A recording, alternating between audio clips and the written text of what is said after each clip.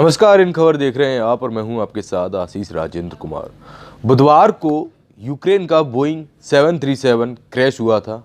ऐसा कहा जा रहा था कि टेक्निकल फॉल्ट की वजह से ये विमान क्रैश हुआ, जिसमें 176 लोग सवार थे और उनकी मौके पर ही मौत हो गई। लेकिन उसी दिन ईरान ने इराक में अमेरिकी एयरबेस पर 22 बैलिस्टिक मिसाइलें दागी थीं। तो ऐसे में ये अनुमान लगाया जा रहा था कि हो सकता है गलती से ही सही, लेकिन ईरान ने ही ये विमान मार गिराया हो। अमेरिका इस चीज़ का दावा कर रहा था कि ये ईरान की साजिश है और विमान क्रैश नहीं हुआ है।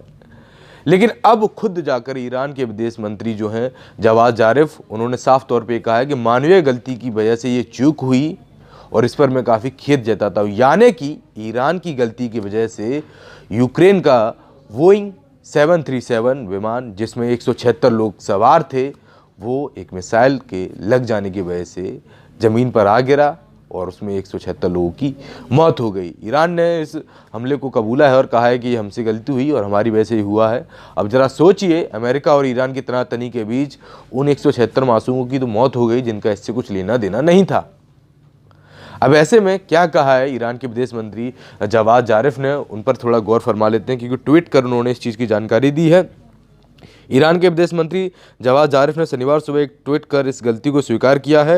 उन्होंने लिखा, एक दुखद दिन है। सशस्त्र बलों द्वारा की गई आंतरिक जांच के प्रारंभिक निष्कर्ष के सामने आया है कि अमेरिका की वजह से यह मानवीय गलती हुई है। हम इस पर दुख जताते हैं। सभी पीड़ितों के परिवारों से और अन्य प्रभावित राष्ट्रों से हम माफ़ी मांगते हैं और संवेदना व्यक्त करते हैं।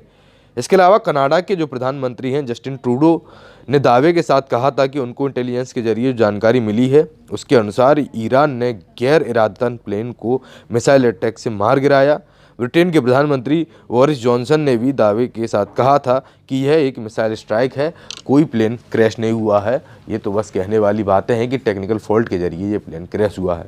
ऐसा अनुमान लगाया जा रहा था और ये बातें चल रही थी काफ़ी लंबे समय से कि ईरान की चूक की वजह से ये प्लेन क्रैश हुआ हो। और ज़रा सोचिए, जैसे ही वो उड़ना शुरू हुआ विमान बोइंग 737, उसके 3 मिनट के बाद वो क्रैश हो गया। वीडियो सामने आया था, साफ तौर पर दिखा कैसे प्लेन नीचे आके धराशायी हो गया और तुरंत उसमें विस्फोट हो गया। उसके बाद से ये सब तय माना जा रहा था कि हो सकता है ये किसी साजिश के तहत किया गया कोई काम हो, लेकिन ईरान इसे अपनी गलती बता रहा है। दूसरी ओर इस मामले की पूरी जांच अभी होनी है और अमेरिका इस जांच में तमाम देश जो हैं जो इसमें हस्तक्षेप कर रहे हैं उनका पूरा साथ दे रहा है। और दूसरी ओर जो डोनाल्ड ट्रंप है, अमेरिका के राष्ट्रपति, उन्होंने ये भी कहा है कि ईरान को बख्शा नहीं जाएगा और जो वो सोच बना रहे हैं कि इस्लामिक तंत्र के तहत वो कुछ ना कुछ करेंगे, ऐसा कभी होगा नहीं। और परमाणु हथियार बनाने का जो उनका सपना है वो अमेरिका के रहते हुए, उनके राष्ट्रपति रहते हुए तो सच नहीं होगा।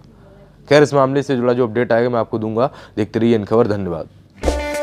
इन खबर चैनल को सब्सक्राइब करें और बेल आइकन दबाना ना भूलें।